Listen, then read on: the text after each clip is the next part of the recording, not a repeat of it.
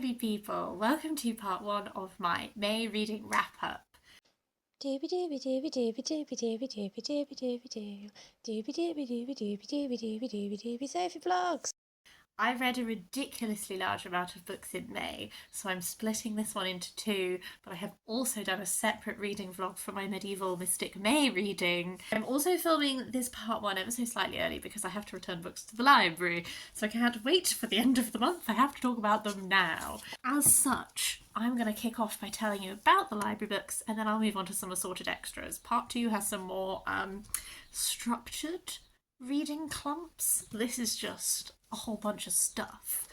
So the first library book I'm going to talk about is The River Has Roots by Amal El-Mohtar. I haven't read any Amal El-Mohtar since I read How You Lose the Time War, which I absolutely loved. And I remembered from that this very beautiful flowery writing style, and that is definitely still present in this work. So I really enjoyed revisiting her writing style. This is a very short novella that is following two sisters who live sort of, I guess, on the edge of fairy magical.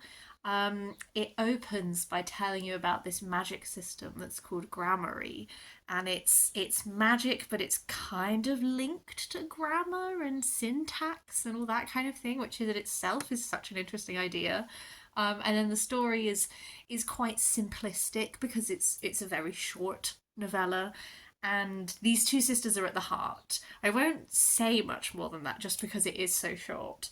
I really enjoyed reading this. It reminded me of Blood in the Mist by Hope Mirrlees in that you are set in a place that is on the cusp of magic. So the girls, they grow these willow trees that can capture magic and all that kind of stuff in it, but they don't live in the magical kingdom, but they've had experiences with it, and there is an overlap of like folk who are from there with where they are. So this sort of like liminal space reminded me of Blood in the Mist and that setting in that book. So if you've read one but not the other, I would really recommend picking up the other. A lot of this is a love story with this magical person who is non-binary, and I really enjoyed that side of it. I really enjoyed the sisterhood bond that runs throughout this so strongly.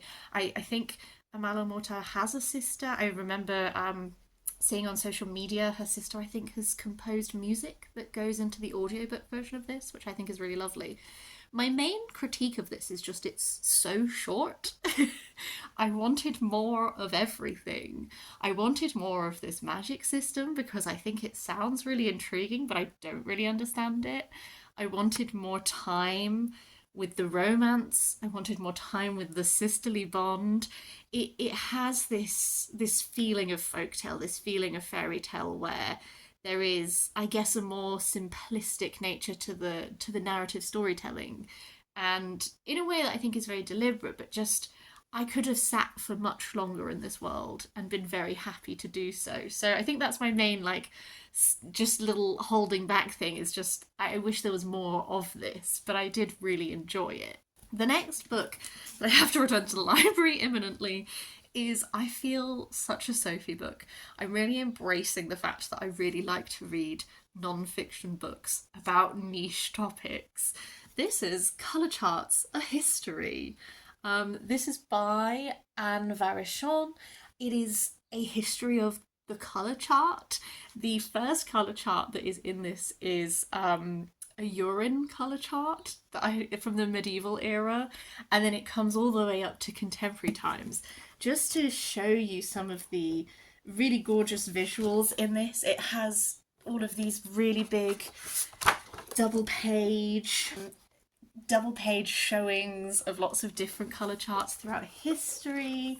This is one of those really fascinating things that you don't, I guess, like, would I have sat down and said to you, like, oh, I want someone to tell me all about colour chart history. Not necessarily. I saw this in Waterstones.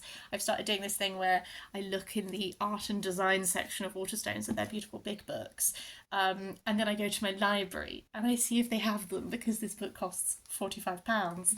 And it's a really fabulous way to explore some of those delightful books that would be more of an investment piece.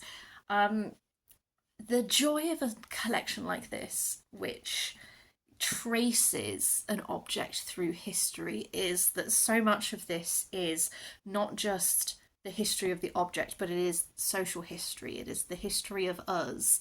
It is looking at how advances in, for example, science change the colour chart because of what we are physically capable of doing with dyes and with print.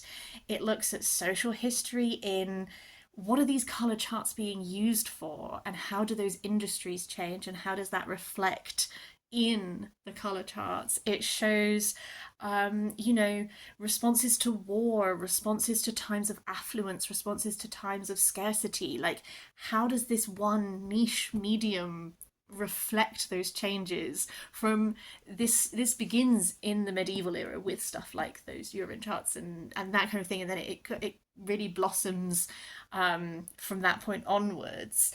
I found it so interesting just to explore, but there is a really interesting conversation in this that I found towards the end as well, which was that the color charts have sort of been subsumed. They exist now almost as like a decorative object outside of its original intent.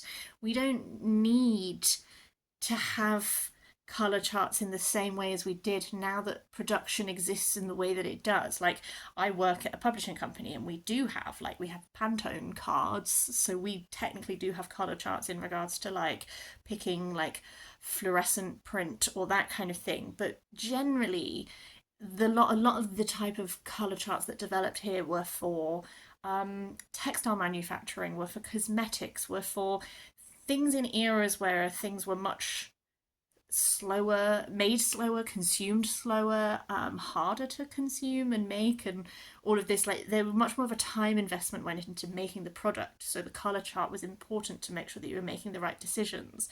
Whereas now, color charts are often used as marketing tools in a much more flattened way, in that they are marketing a product that's already been produced. They're not coming before the production process. So she had a very interesting conversation towards the end, which was looking at, will our drive towards a more sustainable future and more sustainable ways of production resurrect this form, or is it just a fossil from the past? So this was just one of those which I got out on a whim and actually had a really interesting thought process attached to.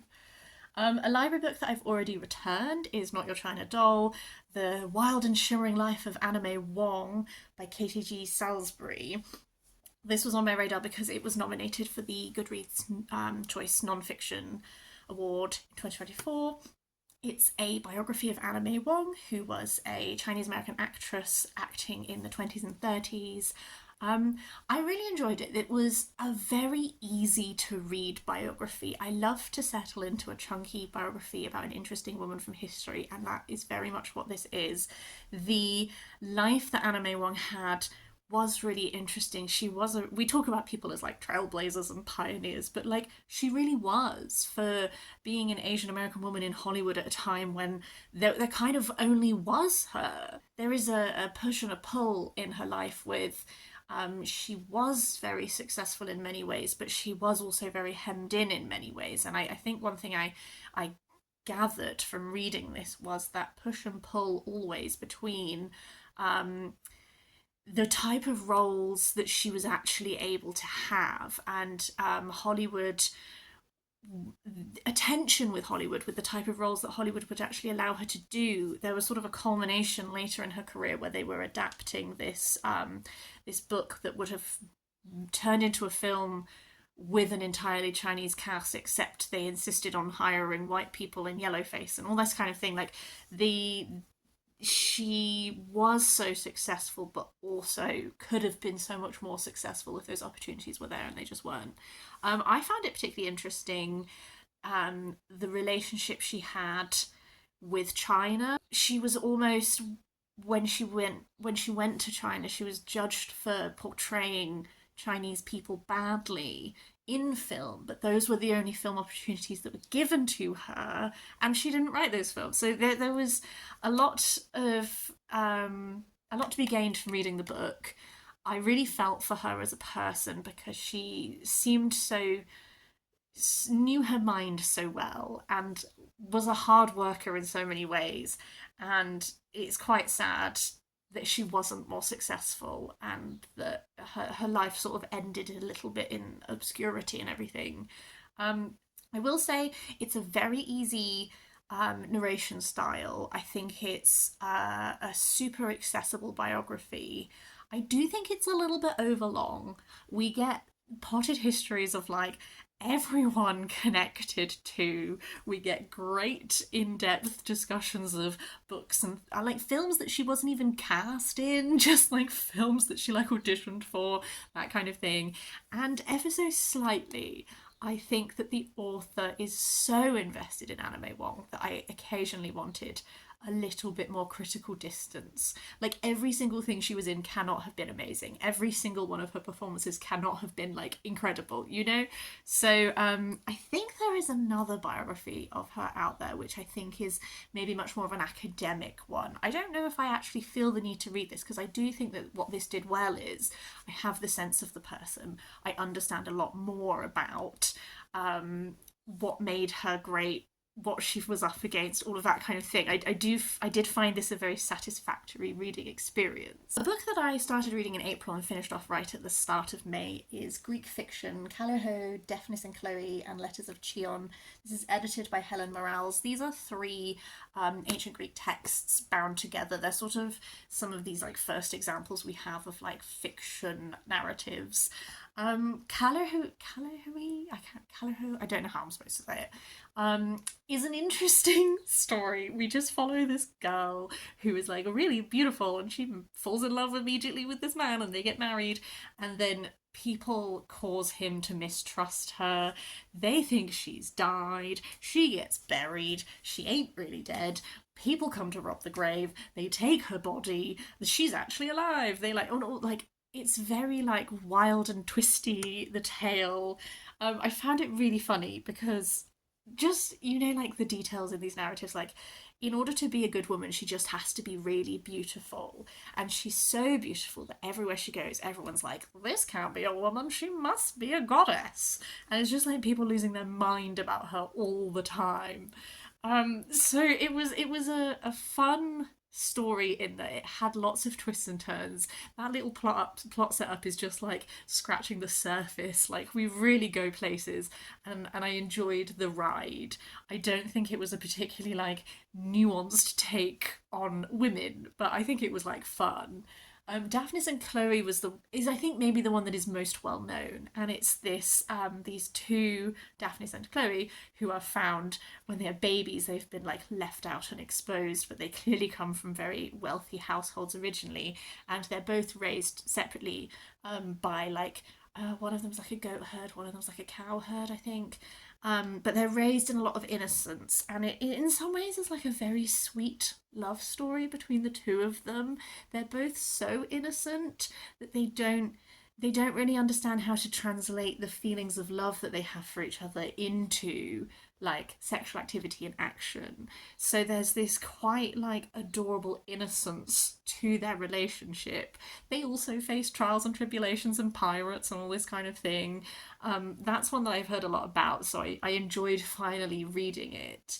Letters of Chion is a fiction narrative that is as if it is letters of this guy called Chion who really existed, and he was a political assassin that tried to assassinate someone, but we know that he failed.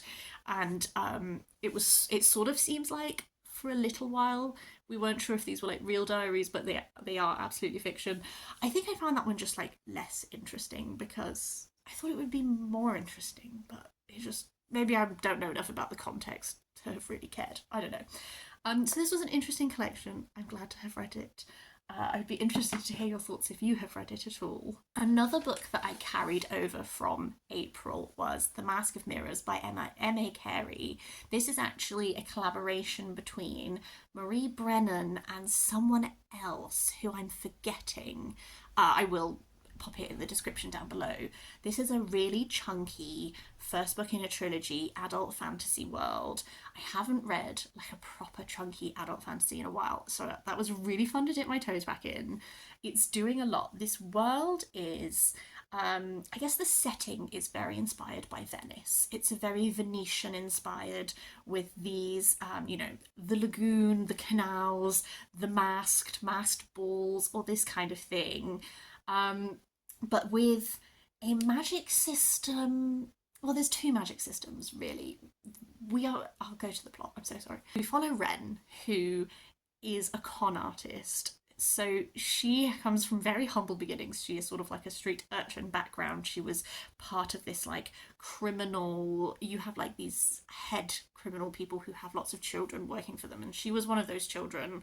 Her and her friend are trying to pull off this con where they are trying to pretend that they are a relative of one of the ruling families of this place, because they have some insider knowledge into a relative, so they're trying to pass themselves on in the attempt to just get some wealth.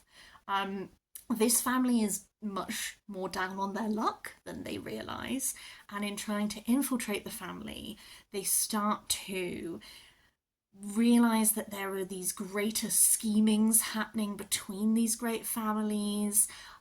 We have a perspective character who is part of the militia, who is investigating someone called the Rook, who is a vigilante who deals out justice against these ruling families. There are a lot of strands happening in this. The magic system is the two different magic systems is that there is one type of magic system which is much more used by this ruling classes, which in my head I imagined to look like Gallifreyan, because all I could really grasp from it was that there's these big sigils and circles and drawings and that kind of things. And then there's a separate magic system that is very much similar to tarot, in that you have these people who are more the native people of these islands, because these ruling families are the invading families.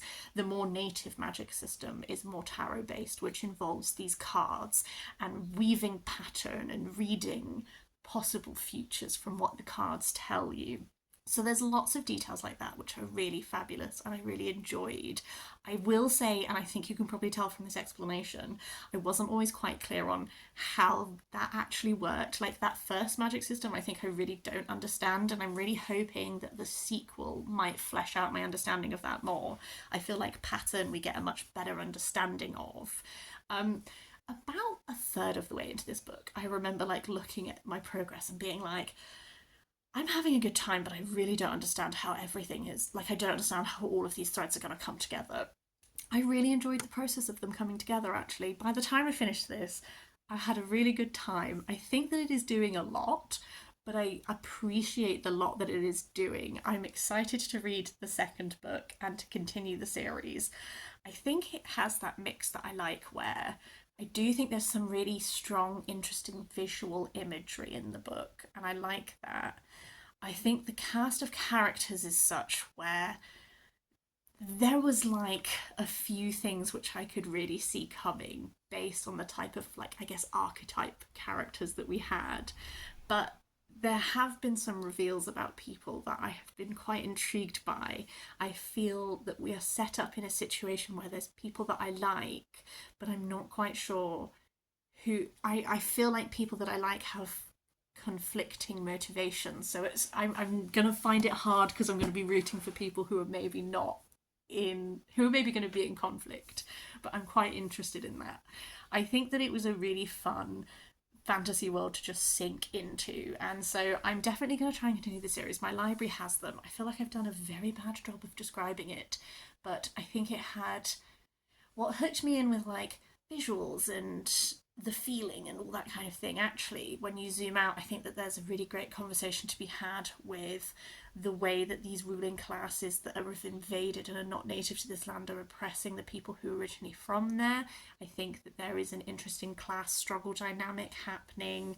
I think that the people that could have been played quite one-dimensional have been given a level of depth that I'm interested in. So I'm definitely going to continue. I really enjoyed reading it. A book that my friend lent me is The Mysterious Case of the Alperton Angels by Janice Hallett. This is my first Janice Hallett. I do want to read more of her work. I think that maybe I will like some of hers better, but I did have a really fun time with this. I read this whole book in a day when I got back from holiday, and I was just like having like a rest recuperation day, and I just blitzed through it because it's like a mixed media book. So a lot of it is WhatsApps and emails and all that kind of thing. We're following a woman called Amanda who has been contracted to write a book about the Alperton Angels mystery, which is this crime that happened 18 years ago, where it was sort of a mass suicide that was made to seem like it was sort of cult related. The person who they think orchestrated it is behind bars, but there was this baby, and this baby is going to turn 18, and so it's like this rush to find the baby to write this piece. But then as Amanda is working on it, she realizes that someone else has also been commissioned on it, and this person she has a history with. So it's like simultaneously trying to uncover some more information about these people, their identity, and that kind of thing to write this book, exploring the history that she has with this other person that is quite complicated and contentious, and then really at its core sort of like examining why people are drawn to true crime and like looking at how people respond to that. And I liked that aspect of it. I'm not really a true crime reader. I like a mystery because I like a puzzle. When it's actually real and there's real people involved, I get a bit uncomfortable with getting like voyeuristic and that kind of thing. So I think I enjoyed that sort of examination of what draws people to look at these things and how do people react in the face of things. I do think that this is quite long for the story it's telling. I feel like you are reading a lot of WhatsApps and emails, and then when the actual ending happens, I was like, first of all, I think we went a little bit bonkers. And then second of all, I was just like, okay, probably didn't need like 400 and something pages to tell that story, but it was a really quick, easy read. I did enjoy it. I was gripped and I had a good time. So I think I'm going to read The Appeal next. My friend actually has most of Janice Hallett's work, so I'm going to borrow what she will lend me. But yeah, I had a fun time and I did enjoy it. The penultimate book I want to talk about is Darker Wilderness. I'm currently forgetting what the subheading of this one is, but essentially it is Black American perspectives on nature writing. So it's a selection of essays that are all exploring connection to nature, connection to land in some way. What I liked about this collection is that most of these essays were being written from perspectives that I don't think I've really read nature writing of before. So I really appreciated that. The two favourite ones that have really stuck with me is, and I wrote in my Goodreads review who wrote both of them, and I have not written it down because I'm recording this impulsively. The first one was about the origins of place names in America, that was looking at the Indigenous American origins of place names, but then also discussing that there are place names that have Black American origins, but because those people were enslaved, it's very hard to trace back the linguistic roots and the background roots that those names are coming from. So it's like these lost name histories where if you dig into it, it is there, but it's really overlooked. That was just really fascinating. And then there was another one that was about Haiti, and that was about the revolution and connection with land and justice and environmental justice and all that kind of thing. Those two, I think, are the two that since I finished this have really stood out in my mind. I do appreciate a lot of the perspectives that were in this, and I think it's a really interesting piece of nature writing. Some of them I just think were a little bit too academic for my taste. I'm happy to read academic writing, but I think the nature writing that makes me sing is like slightly more lyrical, slightly more poetic. Like I love a Jessica J. Lee, I love a Nina Mingya Powell's, I love like that kind of and these people I realise are also poets, so they sort of bring some of that to their nature writing, which I really like. So just some of the essays, I thought that the point they were making was interesting, but the style they were making it in just wasn't wholly my jam. But I did think that this was a really interesting nature writing collection. I sort of impulsively bought it, but I'm glad I did. And then the final book I want to talk about in this part is Pictorial Guide to the Quaker Tapestry. Who is this by? Well, it's by Quaker Tapestry, who are a registered charity. The Quaker Tapestry is a beautiful, wonderful, gorgeous tapestry that just tells some of Quaker history. I love a textile. I love a textile history. I love a quilt. This was really fab. I feel like I learned a lot about Quaker history. Some of this I was familiar with, but there was a lot that I wasn't familiar with. I loved, it reminded me of, there's a Scottish quilt. I have it here. The Great Tapestry of Scotland is another big tapestry book that I own and have read before, which is a big tapestry that tells Scottish history, and this reminded me a lot of that, in that you have different panels telling different pieces of history, and some of it is very broad and then some of it is very specific to looking at individuals and that kind of thing. If I can just show you as an example, I put a little bookmark in Quaker Botanists page because I wanted to show, because like look how beautiful that embroidery is. And then this cover piece is also one of my favourite panels, which is this divine light passing through to show you the kaleidoscope of colour, which I also just think is delightful. I'm not a Quaker, but my partner is, and so I like to learn about Quaker history, and this was a really nice way of doing it that was like light and accessible, but also has this beautiful textile element that really draws you in. So yes, that's everything I wanted to talk about for this part 1 video. As I said, at some point there will be a medieval Mystic May reading vlog going up, and at another point I will post the second half. I've read a lot of books in May, but for now I would really love to hear if you've read any of these. Please do leave me your thoughts. Would love to chat to you about books, and I hope you're having a lovely day.